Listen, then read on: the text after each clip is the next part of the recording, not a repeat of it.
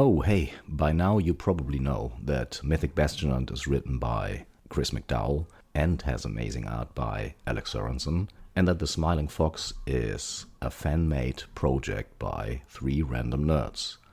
Today, though, we have a professional nerd on the show, Thomas Manuel. He will talk about his experience being a player on the Actual Play YouTube channel.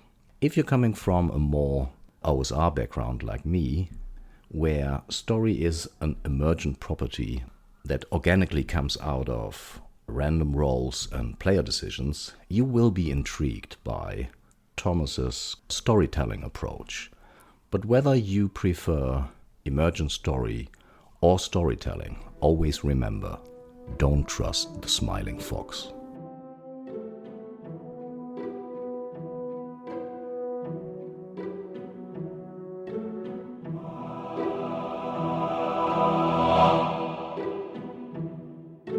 Welcome to the Smiling Fox. My name is Horst.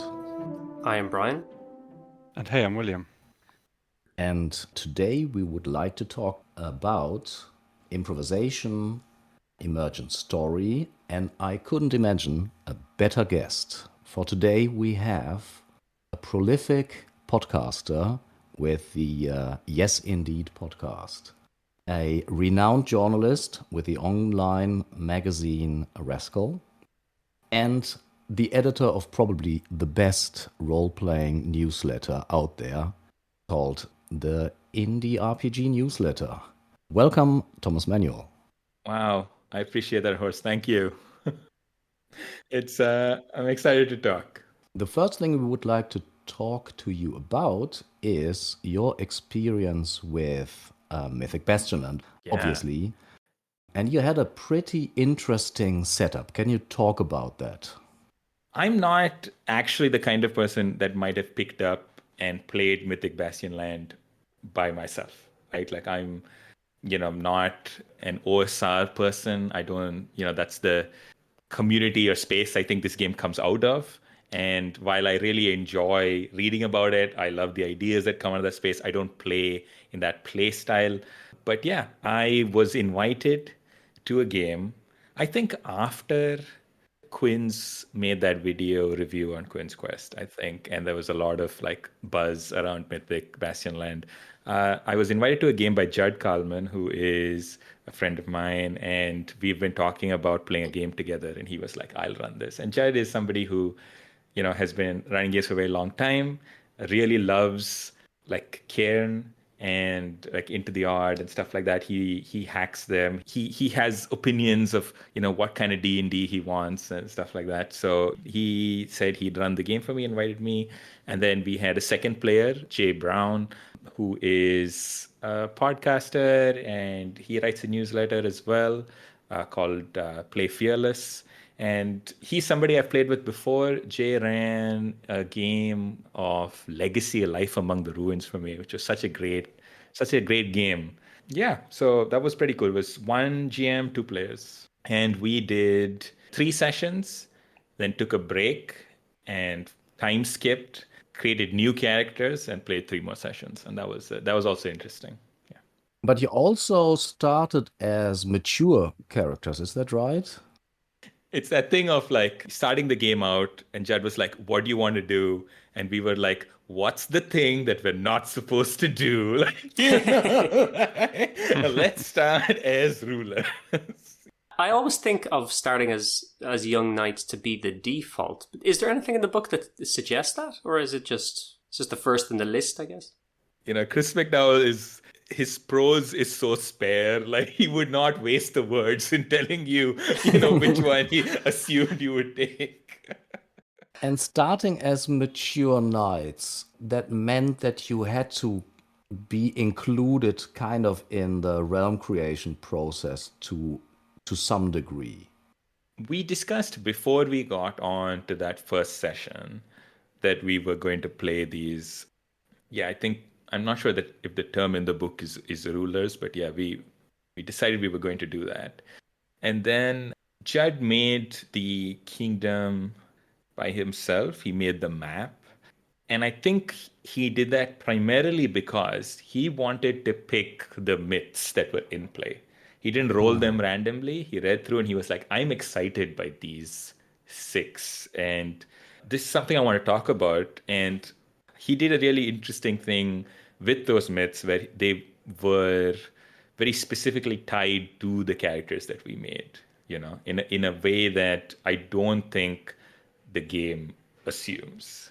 I've listened to this week, so I think Jay was playing the ruler, and the previous ruler had died and was the spectre. Yeah. And I think his sister was missing because she had gone to the mountain. So we weren't the lord of the entire realm, but the realm is broken down into domains, right? So Jay was the ruler of one specific domain. I was his hand. Like Ryan said, yes, there was a missing older sister who would have been the ruler if she had been here, but since the ruler died and only Jay was there, it was sort of like that was the setup. And like Ryan said, Judd immediately made the first myth that we ran into, the specter, be the specter of the king that we had just replaced, right? And that was cool. That was immediately like very cool. And what did you like about this? Was there more like attachment to what is going on, more involvement for the characters? Yeah, exactly. I think that suddenly there was something emotional happening here. It wasn't that there was a ghost that was haunting the lands, and because it was our duty to protect the land, we were going to like banish this ghost. No, here was somebody who was not letting go of the throne, and the throne has my friend on it. So either you let go or I have to kick your ass. So there was this very clear thing here where I was like, the previous king is embarrassing himself, by being this ghost and not letting go. So there was a kind of, we both cared more about this in a very fundamental way. And defeating that person was the first step in justifying the decision to become the ruler, right? Like justifying that this character was worthy of being the ruler. So it had this emotional stakes to it. Yeah. I liked it because it was more than just here's a specter that's kind of creepy. We need to get rid of it, but it did like add like a little bit more motivation. At least as a listener, that's something that I took away. And did you decide beforehand or during play about your character's relationship to Jay's character? It was a decision, soon as we picked that we were going to be rulers, we knew one of us had to be the ruler and the other person would be their right hand.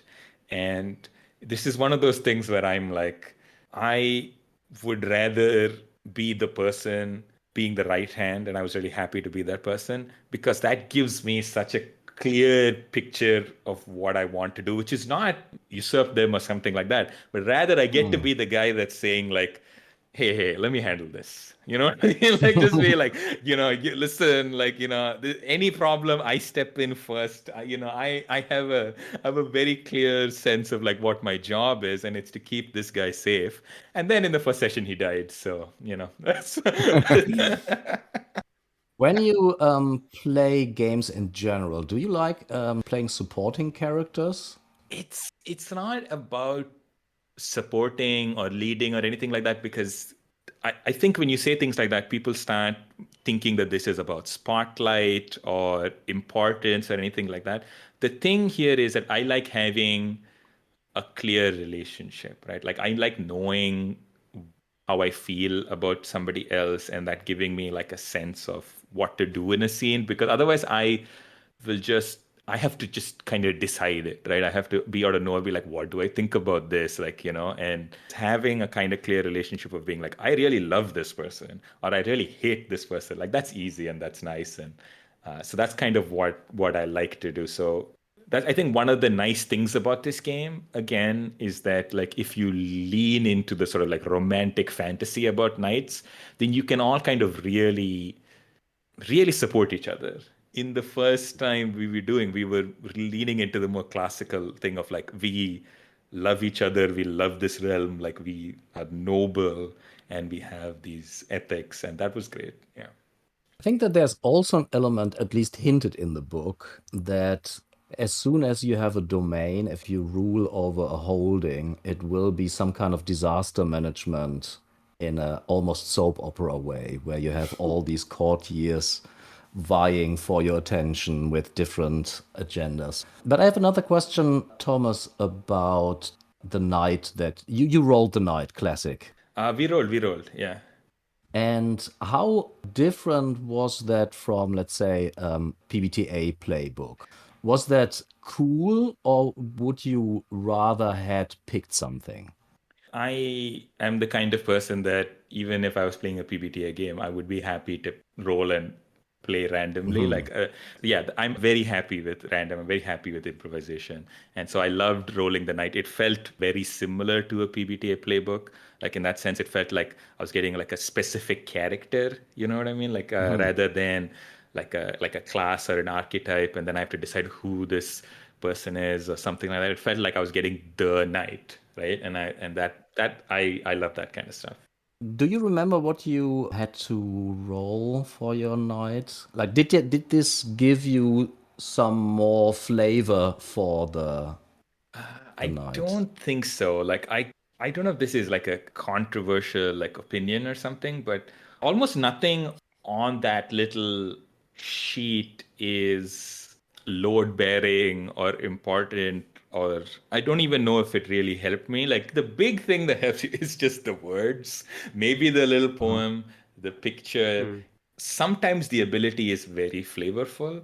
It wasn't, I can't remember anything else being particularly like important, like I remember the second character more than the first. And I think the second character had like a bag of teeth, you know what I mean? And I can imagine a world in which that became a big detail, but it was a bag of baby teeth. That's what I rolled. That is one of the things. Holy shit. Yes.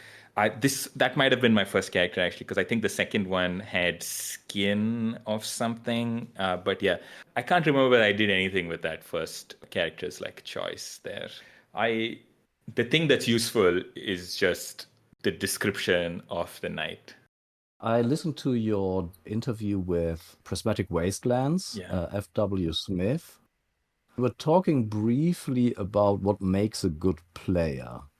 If there's an encounter, you could, in theory, just ignore it if it's not kind of a sticky encounter.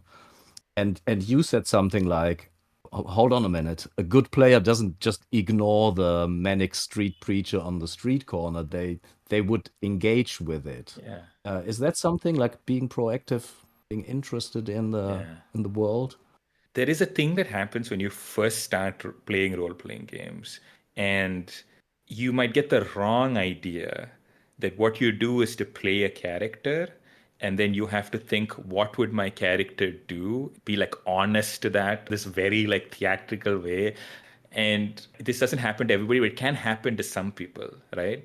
And so like I think it's important in that context to be like, no.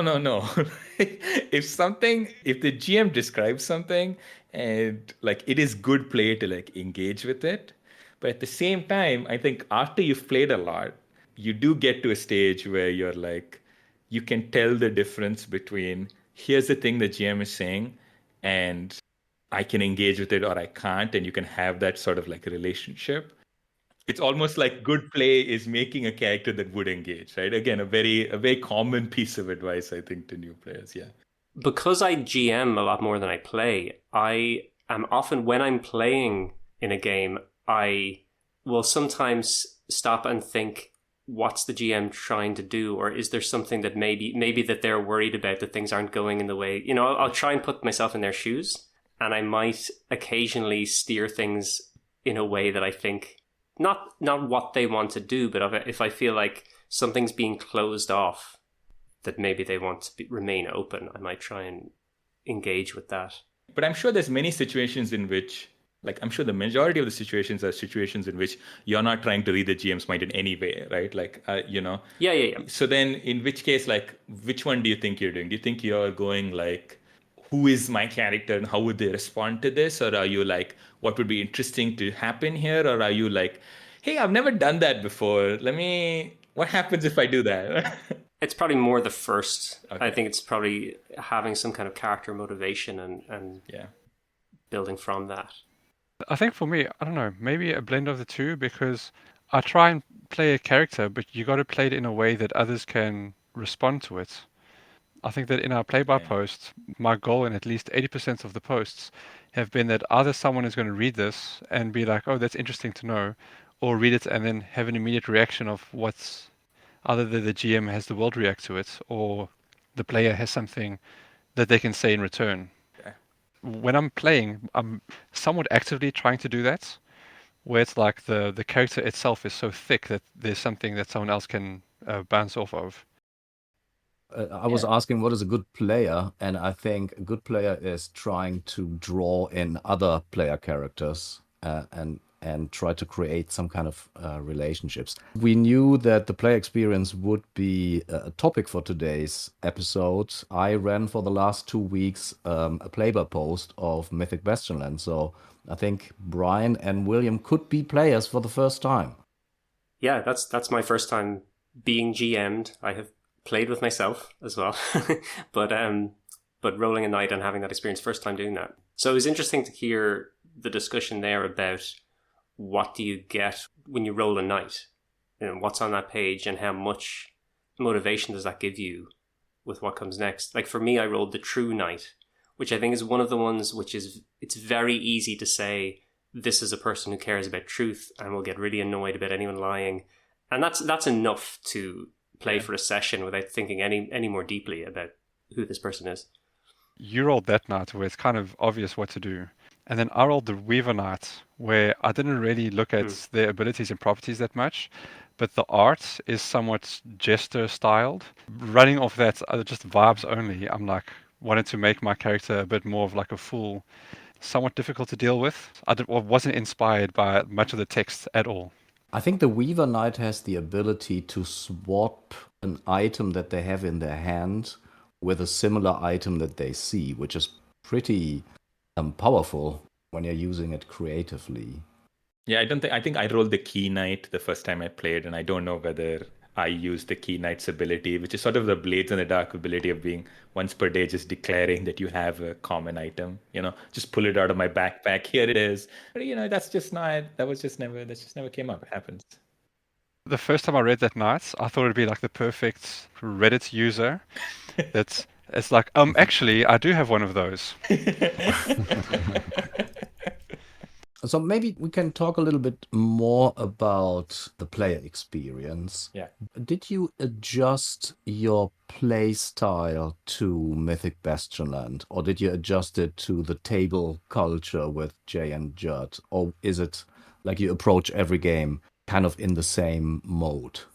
I did not feel like I had to adjust at all. I think one of the nice things about OSR games or rules light games in general is that they are so neutral about play style and play culture, right? Like this is a strength and a weakness. This is why I'm not usually bringing them out to play, because I like games that are more opinionated sometimes. I didn't have to adjust at all, but that's also because, again, I think Judd does run that game again in the way that a lot of games that I usually play are run, right? Which is, again, why is he making the Spectre the father of Jay's character, right? Why is the Peacock Knight, which is, again, just two words in the description of the mountain myth, one of them becomes Jay's character's sister. So when Jay dies, my whole thing as a character becomes, I am now ruler of the realm against my wishes, or rather because I let down my friend and let him die. So my whole thing becomes, I want to go find his older sister and convince her to come back to become ruler, because that's the right thing to do, right? And so this mountain myth, which is kind of weird, and these Peacock Knights are not particularly relevant, suddenly become extremely personally involved to the characters, right? I'm scaling this mountain because I want to find this one particular person, and that's interesting. That's been naturally my play style.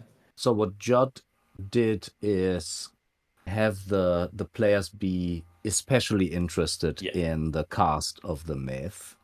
I would claim that the way the omens are written are so open that it kind of lends itself to improvisation. And I was reminded of, are you familiar with A Thousand Islands? Yeah.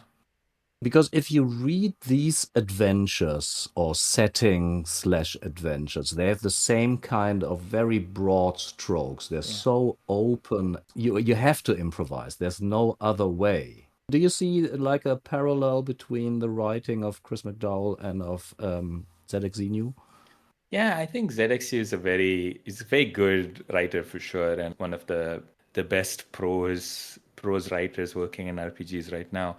They do both have a very spare style, a very minimalist style, and I think that is definitely a similarity. Whether that kind of necessitates improvisation, like I do agree. As a GM, it's not maybe my favorite kind of improvisation to do.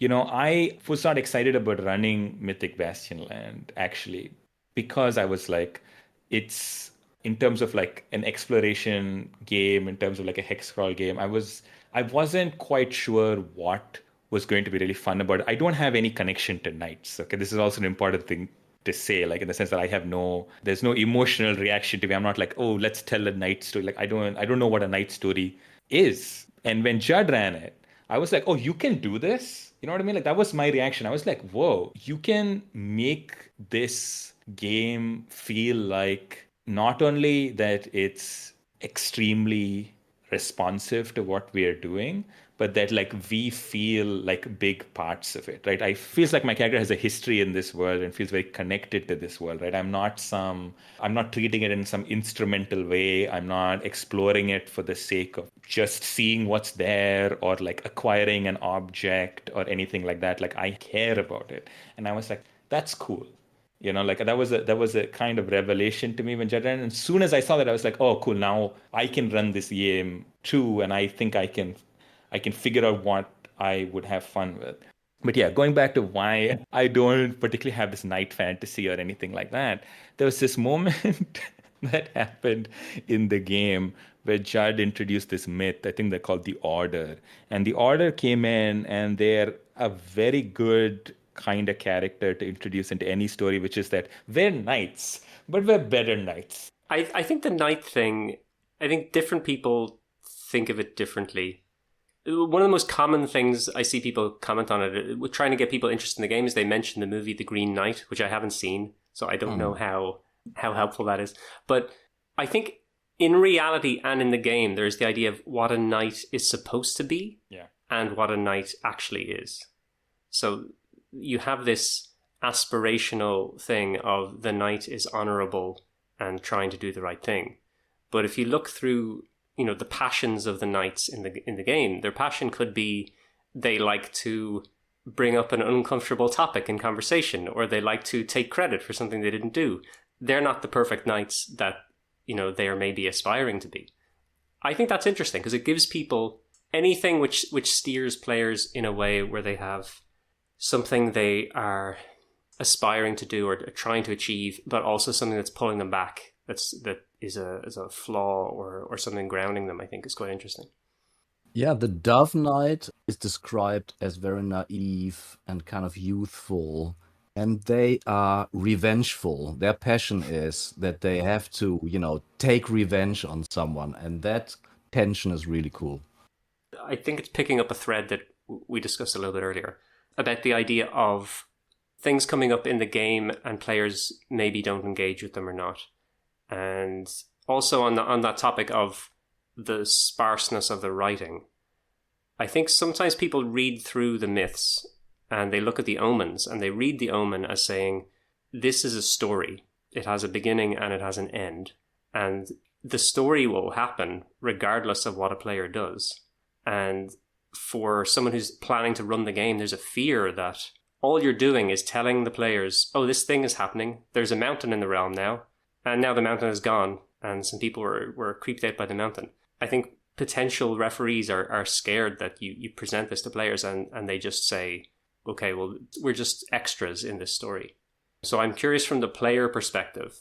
Aside, we've already talked about the idea that you're personally invested because someone you know is on the mountain. Yeah. But do these myths seem like things that players can bounce off of because there's nothing for them to latch onto, or there's nothing for them to say, oh, here's the obvious way for me to engage in this?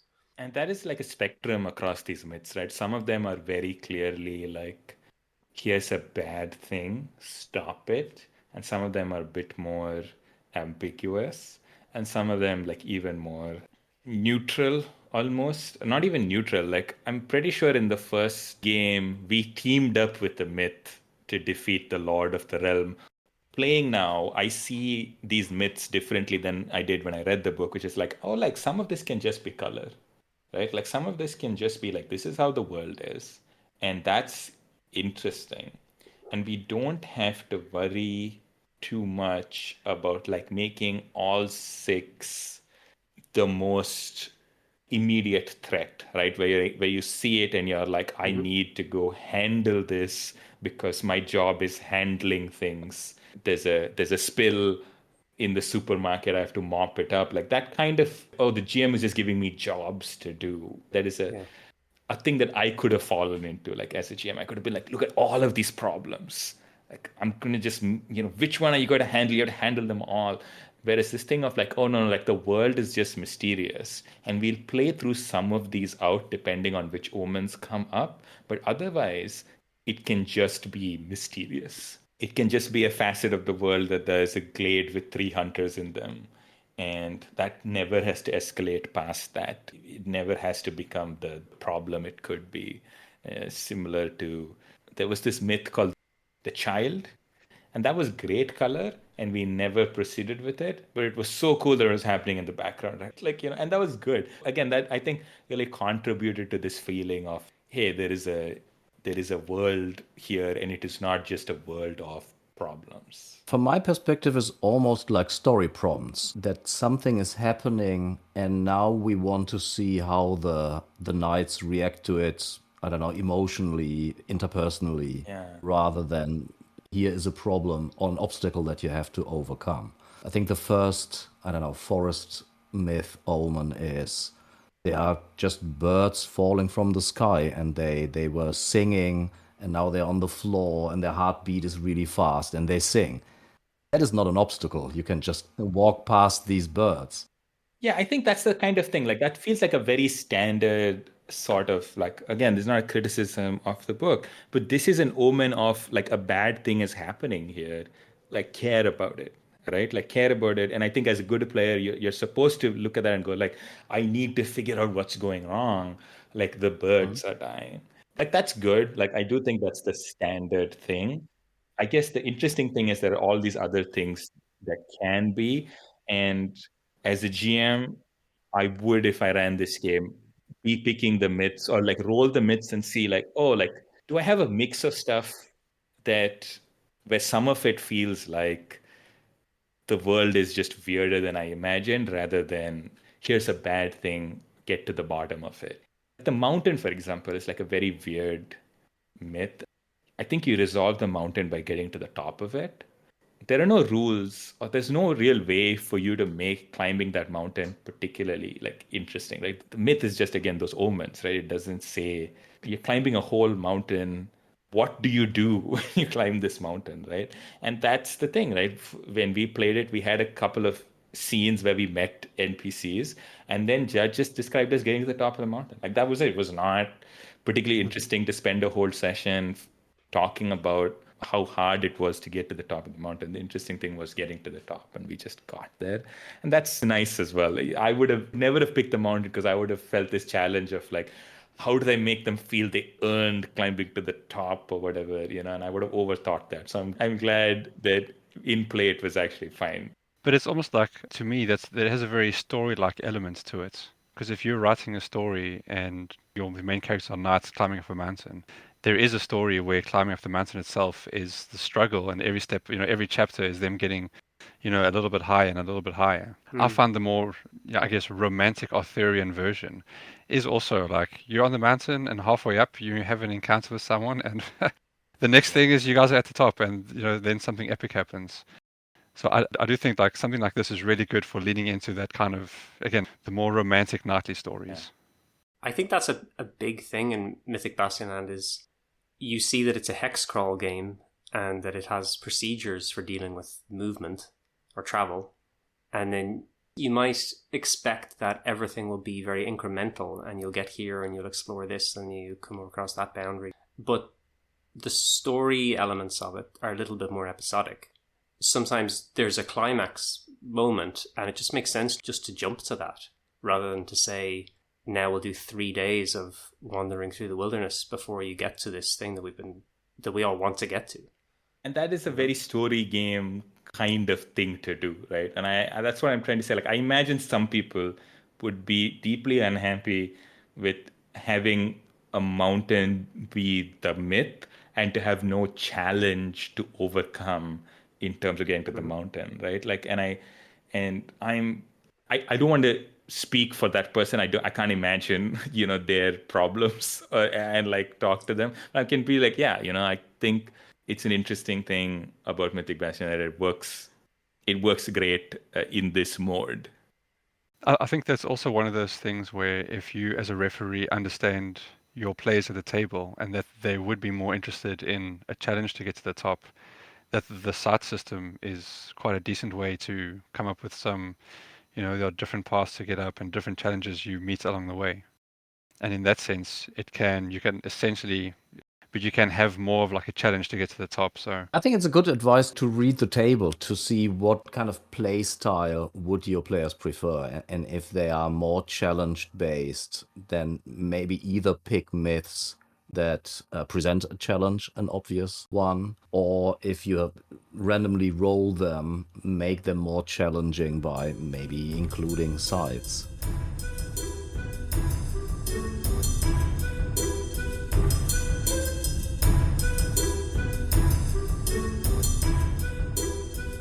Do you think that Mythic Bastionland is maybe a good gateway drug for either story gamers to get into kind of more an OSR style of play, or OSR gamers that maybe want to branch out into story games? That's a great idea because I think the answer is completely yes, right? Like, I think it is a game that does sit in the middle. It has flavors of both, lends itself to both in very interesting ways. Like, for example, like as a person who doesn't run a lot of either trad games or OSR games, like one of the big things that leads me away from those kinds of games is like combat. When I used to run 5th edition, the real problem with that game was that like I was in charge of making combat interesting. And can the game do this for me, please? Like, why, as the GM, am I feeling so much pressure and then feeling bad, about like, I wanted this to be really exciting and it's not. And that feeling was awful as a GM, as a DM. Like, I didn't enjoy that. And it stressed me out and made running that game unfun. And if somebody can do that with that game, I have only respect for them, right? As a player in Mythic Bastionland, the combats were almost uniformly the most dramatic thing possible, right? They didn't take long, but they were also extremely, extremely like poignant and dramatic and intense, and still janky, I think, in a good way. Like, I think role-playing games are fundamentally messy, and like it's fine for them to be messy. We had such intense fight scenes where we would win, through lucky dice rolls, the skin of our teeth. And then I'd be like, if Judd remembered that he could do these things, he would have won that. And I'm like, I didn't tell him, but if I did. What do you think makes the Mythic Bastion combat system so interesting? You're not hitting like a gigantic blob of HP until the HP is depleted. Anything else that makes it really exciting and there are all these interesting choices? Yeah, I think part of it is the thing that makes Cairn interesting and Into the Odd interesting or whatever. It's just that like you have these dice rolls that really matter and there's a lot of tension in them where you're like, I roll 3 8s in a row. I'm smashing everything. And if I roll 3 3s in a row, I'm dying. And that the difference between that is so small. And like that feeling of really being on the edge of your seat when you roll these dice, knowing that there are only 2 or 3 and that's it. Like that's very good. And then Mythic kind of makes it even better because you have these, like you said, these very specific choices to make that do tend to cover a lot of creative ground and lets you do the things that you want to do, which is like not just hit things, right? Like it gives you this space of like doing all these stunts and things like that. And it handles that very elegantly and gives you this thing of like, okay, I want to pull out all the stops in this fight. It matters a lot to me. And it's a really good combat system. And obviously it is swingy as hell, right? I don't feel like it's player skill or something like that. That's not what that's not the feeling I get as a player. I'm not like, I'm so good at this game. I am making the combos. I'm making the right choices. That's not really important to me. And then the narrative aspect of it, you roll all these dice, then you say, okay, I use this to impair and this to move. But then you also tie it into like an action narration, what's going on screen, right? Yeah. Before digging into that too deep, it's worth pointing out that can be a little bit more collaborative maybe than in other games because you're rolling together. It does let you do more. And this gets into like almost superheroics where like you can be like we're deciding together. So like even though we're playing this like night game, I'm describing how like you use your shield to boost me up, and then I fly, across 12 feet, and I can do all this cool stuff. It's fine. Like the game absolutely like facilitates that, and that's fun. Like if it didn't have this system, if it was just Cairn, that moment would not have happened. This collaborative after the fact description wouldn't happen in the same way. I agree with that because especially like live games, people will all roll their dice and then in a glance, you can see, hey, that's a high number. We can use that for this. You got 4s or higher, so we can do it for this. And like that level of collaboration happens, I find very, very quickly. And it's also, I've never found it unbalanced that one person is dictating. It seems as if everyone it's easy to like latch onto something that makes sense for your character in that moment.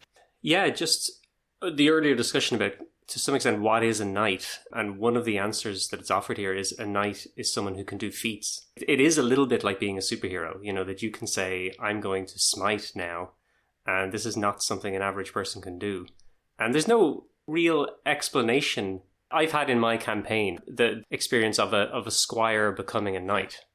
So you have this character who, for a long time, couldn't do that, and now they can do that. So we had a little bit of discussion about who taught you this. Where did you learn how to do that? But it is almost like you've become one of the X-Men. You would ask the player, where did you learn this? So you would kind of include the player into establishing facts about the world. Yeah, exactly. So there were 3 feats. So I thought it would be fun to say, a different person taught you each of these. So who taught you these? And then it was a combination of other player characters and an NPC. I've no interest in telling someone this is the history of your character. That this is what happened to you. I'm more interested in hearing them tell me that. And do we all have tricks to foster that kind of player creativity? Prompting questions, I think, makes sense. Yeah, I think questions are my favorite way of doing this.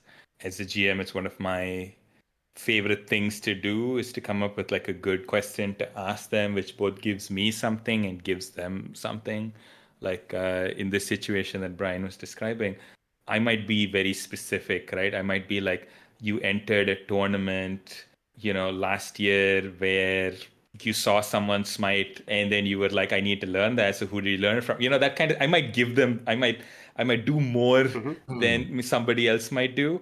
It is really good advice, I think, for players who are a little bit in their shell. If you just tell them, who taught you, and they have no context, they could feel intimidated. But if you describe it like Thomas did, there was this situation, it makes it easier to pull them out of their shell. Yeah.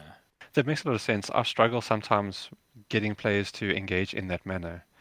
And then it's like you say, you ask a question and they kind of look at you blankly, or they give you kind of like a bit of a basic answer that doesn't really give Yeah. me much to work with. For me, that's probably the hardest thing I find, especially taking people coming from other games where you're not expected that you improv with the referee as much. To kind of like foster that is still something that I find very, very difficult. If I feel like they don't have immediately, like something has not come to mind. Sometimes you can see somebody thinking about something, but they don't say it. So sometimes it's just your job to just get it out. Sometimes it feels like they don't have an idea. Is think about options and then to give them options, right? Like in this very specific thing, I would be like, oh, would you like it if it was like another squire? Or would you prefer it was like an old knight who had like who had a big reputation, like that kind of thing? And that, is functionally the same question, like, but because they could say, and this happens very often, they'll say a third thing. Yeah, and I think you can also try to build something from it. You could say, who taught you this and what have they asked in return? Or, they will have asked for something in return, and then you introduce what that is. And then you now have, okay, now you can smite, but also you have a favor to repay to someone. And what Judd would do is that as soon as they said like who taught them the smite, he would make that person one of the knights in the myth that they're going to meet, right? Like he'd be like, okay, just look at some myth and there's a named character and he just replaces the name you said. Just joined the order. They just joined the order. What are you going to do about it? I'm curious because maybe it was the way that the actual play was shown on YouTube. Did you have access to the map, or was it only Judd who could see the map? I had access to a picture of the map. But there was no tokens, or did you know for certain where you were on the map, or you just kind of like going based on his descriptions? We didn't know, like in the sense that it was interesting because I have the feeling what happened is that like a lot of the travel was just happening, like Judd was handling it and we didn't know we had gone from hex to hex. Yeah, because I remember a moment early on when he said something like, okay, you're leaving the holding and you can go by river and you can go this way and you can see this. You could go towards this thing or you could go this other way. And it sounded like the travel was almost like theater of the mind kind of travel, which I actually think I'm in a campaign and we're very in our routine of everyone looks at the map and we have little tokens and people are drawing things on the map and we all enjoy that. But I do see the appeal of the map is not visible because it feels more, I'm not going to say realistic because this is a mythic world with all sorts of strange things happening, but these people in this era would not have, their sat-nav telling them where they are. And it's an interesting approach, I think. It feels less gamey. It feels more maybe immersive is a way. You're part of nature. You see the mountain there and there's a forest over there. And as soon as you move tokens over a map, it becomes something that you're not part of, but that you look at like objectively from top down. Horst has been running this play-by-post for us, and because I wasn't looking at the map, even despite all of your wonderful efforts updating the map in a location I wasn't looking at, to me the travel felt very dangerous and very uncertain. The thing that happens also is that these omens become just a way of describing the travel. You kind of want travel to have a certain pacing or you want to have it to have some texture, and the omens kind of do that, where you're just like, okay, every time we crossed a hex, Judd would describe this omen to us, probably like whenever he rolled an omen, like he would describe it to us. And it very naturally gave us a sense of like, okay, we've done a lot of traveling. But I think Judd also rolled on the nature tables to give nature some more details. In Mythic Bastionland, this is all on the referee side. But I want to point out one interesting scene from your campaign, the second campaign, where you were at a lake and it was very salty, and then the job of the referee would be then to describe how it looks like. And you said, what if the lake is so salty that the pilgrims float on it? And I thought that was a beautiful picture. To me, that is being a good player. That is a thing that, again, I would not normally I would be careful about doing, right, if I didn't know the GM, because you don't know whether someone's going to enjoy that or not. But I knew that if I was the GM and I said a description and the player was excited enough to be like, and that's why I say what if, right? I give the GM the option to say no, but if I had a player who was excited enough to be like, oh, is it like that because of this? And they're paying attention and they're responding, I would really enjoy that. The other thing also happened, just in case anybody's listening, was like sometimes like Judd would be like in the second game, the Lord of the Realm, who was an NPC in our first game, the new Lord of the Realm was missing. And I would be like, Judd, what if the Lord of the Realm is with the elf? So when we, maybe they're there and the elf puts charms on people and it's up to Judd, and Judd did not say yes to that, right? There was the other scene where Jay suggested that the elves were banished by onions and bells, and Judd rolled on the 2d6 table what is actually the case and didn't go with Yeah. it. So that there are obviously limits to narrative authority on the side of the on the players. As a player, you have to be okay with that input not being accepted as well, right? It's absolutely the case.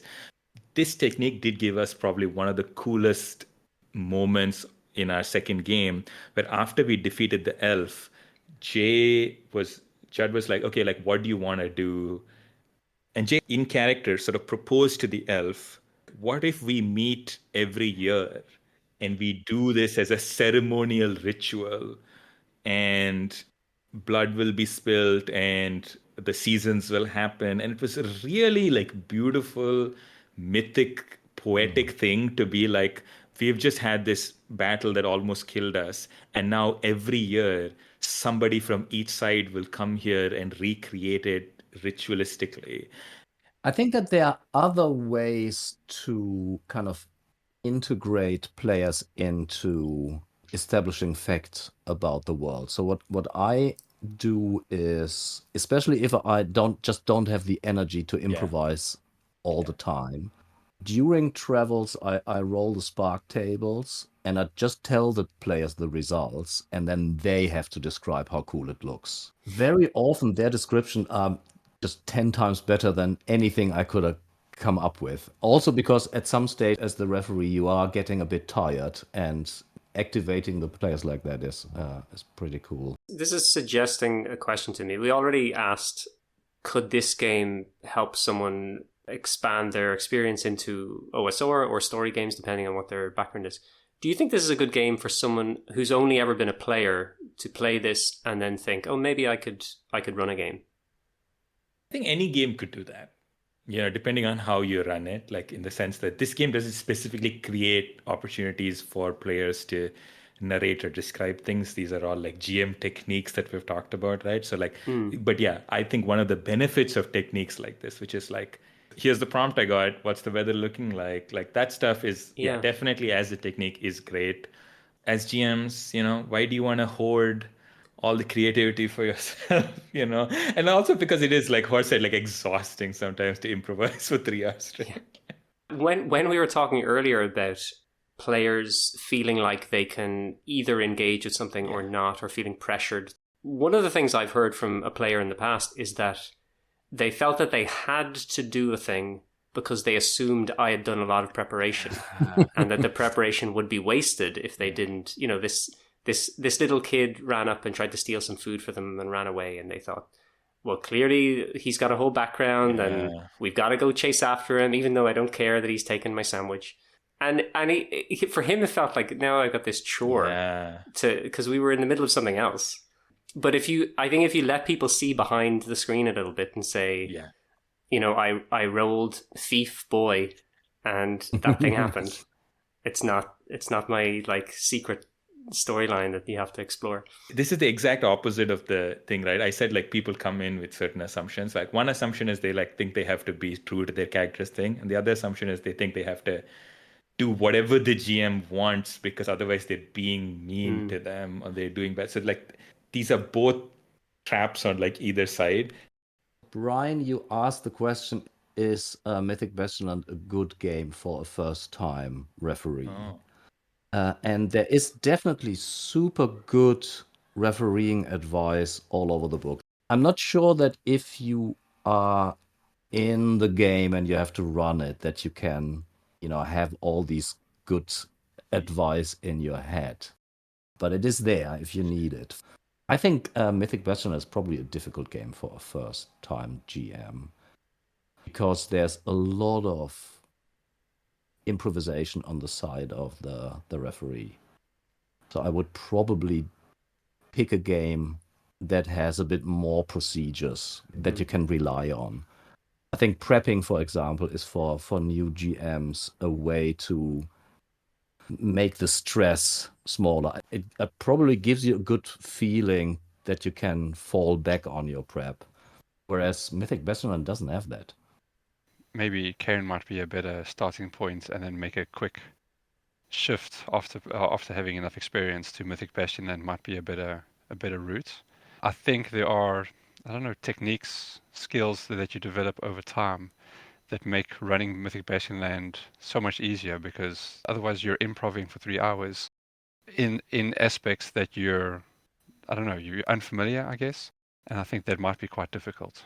The thing about whether Mythic Bastionland is a good fit for you as a GM is basically like when you roll up 6 myths, are you instantly inspired? You're like, oh, I have this idea, and I'll combine this and do that. Like, if that gets you excited, then I think the game has enough tools to carry you through to whatever end. It's about as complicated as most games that don't have a pre-written adventure.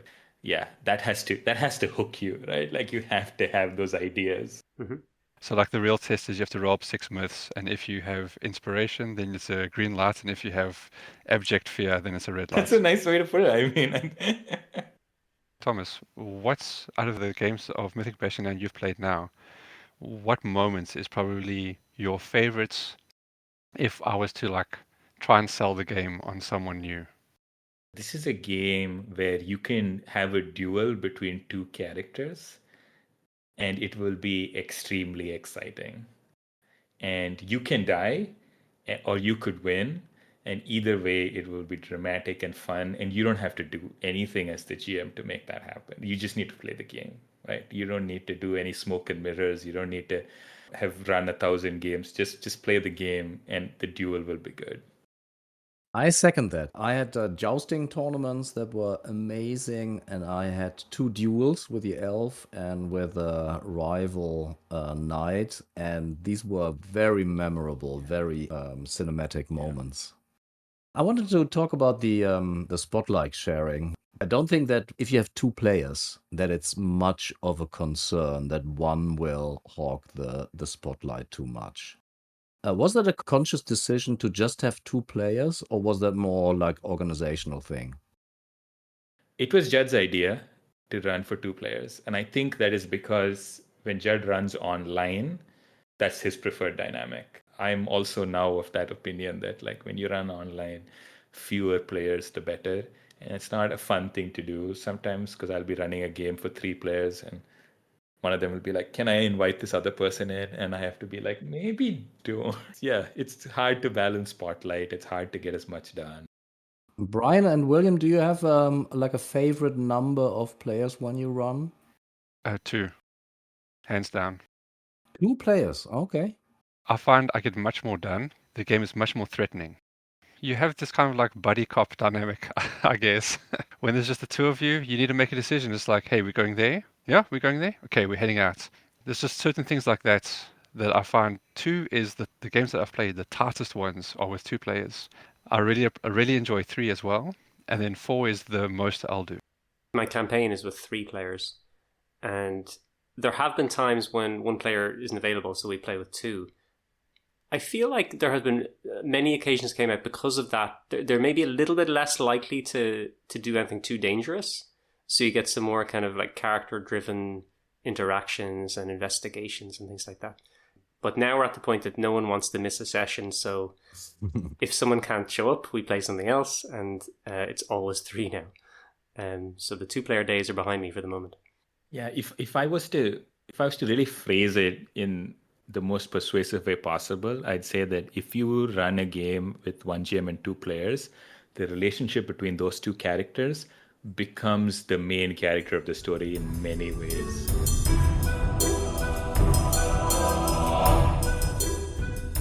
Listeners, we asked Thomas to describe a scene that he wants us to adjudicate in a segment that we like to call You Be the Judge. So this was a scene in the second trilogy of sessions that we played, and it's probably like the most difficult. Like, again, I'm playing with people whom I really like, but this was a very difficult moment for me because I was very confused and about what was happening. And if there was a moment where I had to be like, was I having fun? Like, this would be the only moment I talk about. So yeah, this is a very interesting thing that happened. So my character, we were facing this myth called the wolves, and my character sort of like was the bait, and I sort of like stepped out and I was trying to draw them in, and I think Judd rolled to see, are they buying this or not, right? And he rolled, yeah, they're buying it. So their leader came alone because he's strong enough to defeat one unarmed person or whatever. And then we sprung the trap and we captured like the leader of the wolves, right? Who's this sort of like werewolfish creature. Like, just imagine, like they're not speaking. And Judd was like, okay, you've captured them. And I, as the player, said, cool, I cut off his head. We're knights, there's the wolves, they're killing people, they're burning things. I was like, the plan has worked. I didn't want a hostage, right? Because almost of the situation that happened, it was not the plan to have a hostage. So it was just like, I'm like, here is a monster, I'm killing the monster. And then I can't remember exactly what happened. Judd narrated that like, oh, like because you didn't show mercy or something like that. And there's this weird moment where like I was like, wait, what's happening here, right? Like, so here's my situation. Like, yeah, like a player has done something that they thought was perfectly like appropriate, right? They were like, it's a monster, I'm killing the monsters, this is that game. And then you kind of, as the GM, this has already happened, right? In this scenario, you now suggest that was like more of a person than that player thought it was, and they have done a bad thing, right? And now the player is like, hey, wait a minute, did I do and I said this in character, like all at a later point, like, and we had a whole conversation about this, and it's all on stream, so people can actually like go and see how it was resolved. It's handled very well. Okay. And there was even like, but like, yeah, in character, I was like, hey, did I do something bad? So yeah, I'm interested in how you think about this, or how you respond to this. Like, yeah. So one thing I want to start with is, because the way the game works, it is more often than not that you will have a hostage, because it is more likely that you reduce the GD, the guard, and then instead of killing them, you will cause a mortal wound, and you can always say, well, I don't do anything, they will bleed out on the floor. So this was not mechanically done, Horse. Like, this was the thing, right? The GM has just said, you sprung your trap, you've got a hostage, right?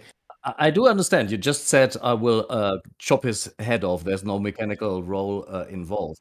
What I'm saying is that is a problem that the knights will have very often, that they have somebody at their mercy. What will they do? Will they just kill them or have them bleed out? Or will they show mercy? Yeah. I think for me, having knights, like even if a knight were to more outrightly break their oath, to just like place that directly on the player, I don't think that's tons of fun. I think it would make sense to have the world respond to that. So in the situation of the wolf being essentially murdered in cold blood, it's like, well, who in the world would not like the fact that, this bestial creature is murdered in cold blood? And it's only going to be like the most hoity-toity, pious, very pure people. If they catch word, then they'll respond in a certain way. To summon Chris McDowell into the conversation, the information choice impact doctrine, is it a doctrine? I think it might be. If we drop the idea of any kind of retconning, the information that you had is that there's a monster and it's doing harm. And you made what seems to me the logical, reasonable choice. And then the impact, respecting what's happened so far, should be a positive impact. You've protected further harm because this monster is dead. If it seems interesting to people at the table to explore, do you feel guilty about it after the fact? I think it would be good to check in with the player and say, would you like to play a conflicted hero who questions, is violence always the right way to deal with things? If the player says, yes, that sounds interesting, then maybe resurface this and explore it. But otherwise, I think you kill the monster and tick the box and move on. If any of the listeners want to know how it really played out, they have to listen to your live play. No.